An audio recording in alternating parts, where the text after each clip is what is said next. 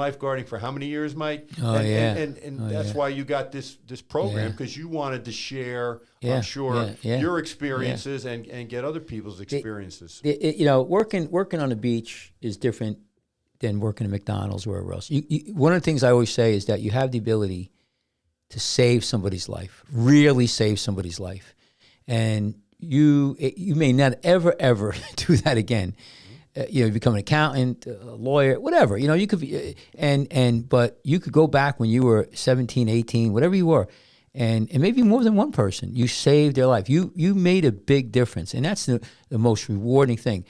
I want to ask you this though about, so you're the entity that you run. What's the name of it again? I'm sorry. Ocean Lifesaving Association. Okay, Ocean Lifesaving Association. If people want to hit that, how do they get to that? How do they? Do you have any social media? Like, where would they go? Is there a web page? There was a web page, but I'm not sure it's as active as it used to be. But they can certainly reach out to me, or maybe we could put his stuff up there, Tyler, while we're doing that. So let me ask you this. So while Tyler's doing that, maybe we could put a contact information. Cres, what I want to ask you is a couple of the captains and chiefs that came in here. We're talking about, you have USLA, you have your entity, all of these certifying entities, but there's new techniques coming out, there's new equipment, there's new technology. We were talking about the other day, drones and maybe not doing ropes anymore, jet skis. So what do you see in the horizon as, maybe we can't get like McDonald's, they can't get people to work, so they got machines, robots. I don't think we have a robot yet on the stand. No. But do you see anything that's in the real near future to change techniques or how we guard, or like in California, they do like the tower, they'll have a tower, a couple people will be there, and then as the beach, they bring people on as the day goes on, or some beaches they just have one lifeguard. They use they go out with fins and a can. There's these sea bob. We have a sea bob. We really don't use it for rescues.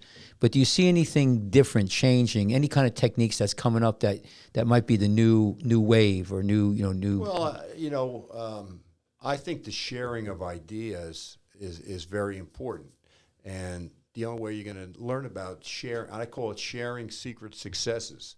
Right. You may have come up with something at Seaside Heights that is really good. I think that's what. Yeah, don't let him drink.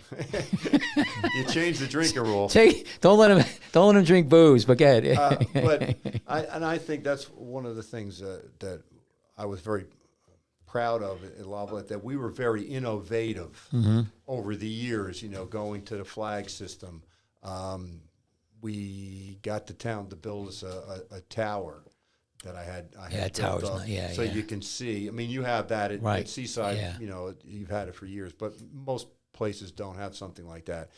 The jet skis, they were a hot item for a little while, but then, as you just described well a few minutes ago, they're very hard to get in and out of the water unless you have the proper equipment to get them in and out. Especially on like a big shore break, right. They're tough. We tried a jet ski in Lavalette, and we didn't have all the wherewithal to get it in and out of the water. Yeah, it's hard. It's a lot.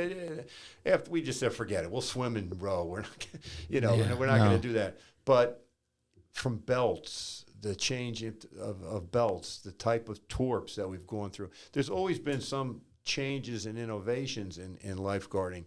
One of the things that I do with OLA is I hold a seminar every year for all my beach patrols that are participating, and ours is coming up on May 7th.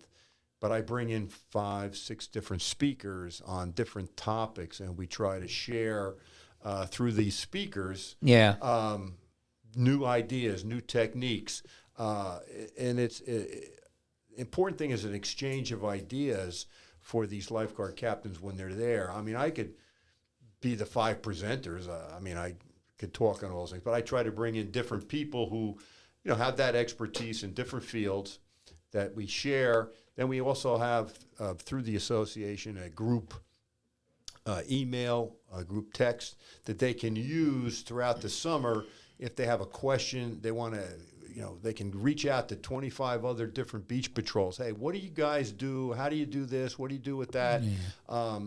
Then I feel it's important upon me. I'm not just running a small beach, which I do in Ocean County, but now I'm running like, in a sense, all the beaches in Ocean County. And I feel that that's my contribution to lifeguarding, that I'm sharing all the things I've learned since 1966 with everybody and getting everybody communicating. That's where I feel that USLA kind of dropped the ball, and that's why I kind of got away from it.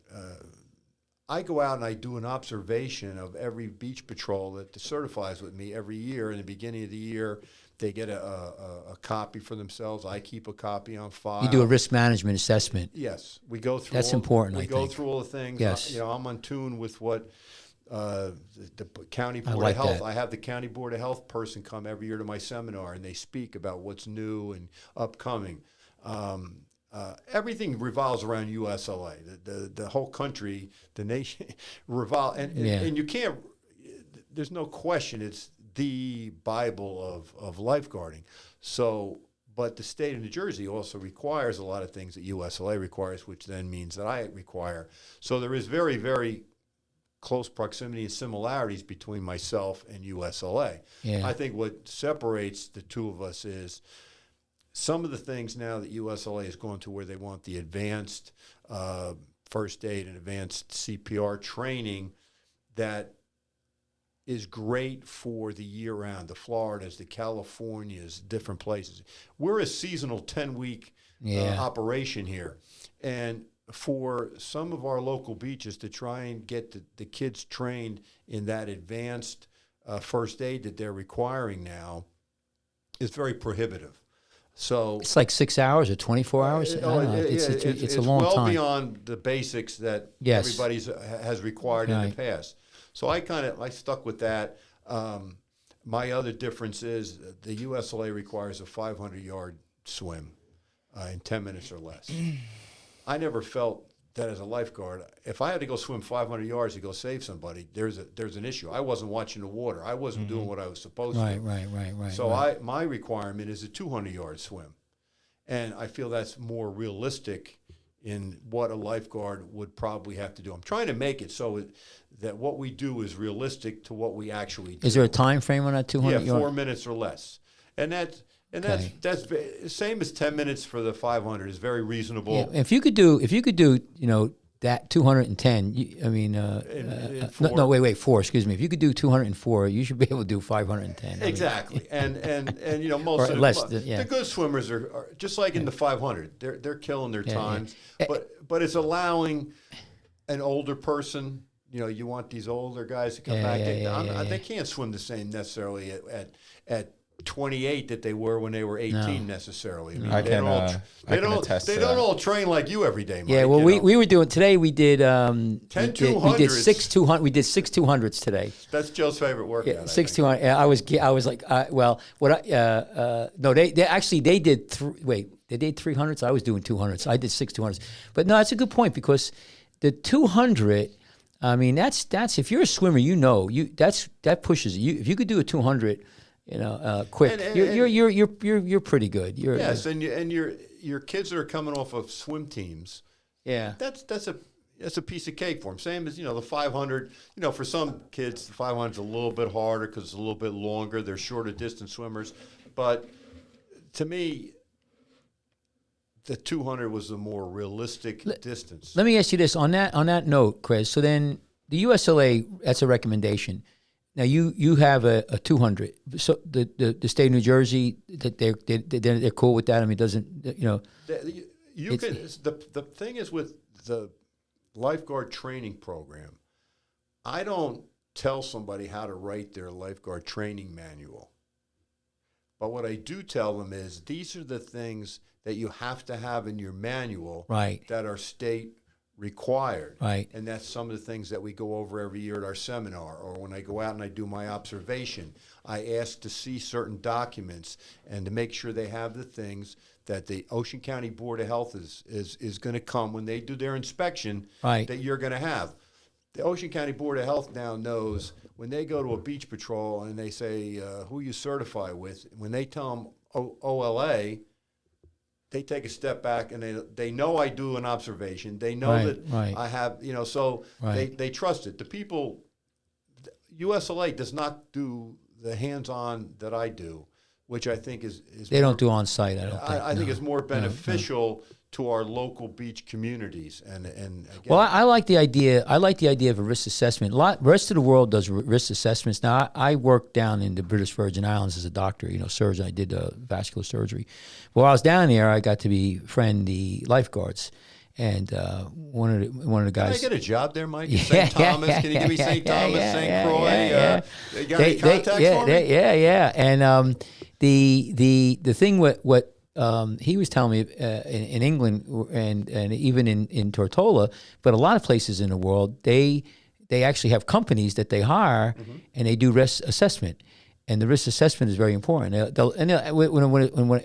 he told me what that means, they'll look at a jetty and say, okay, this is your risk here, or they'll look at the topography or the crowds or whatever. And I think that's important every year for somebody to come in and do a risk assessment.